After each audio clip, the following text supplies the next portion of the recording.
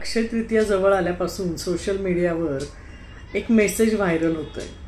तो म्हणजे अक्षय तृतीया दिवशी काय खरेदी करावी म्हणजे घरात सुख समाधान नांदेल, तुमची भरभराट होईल।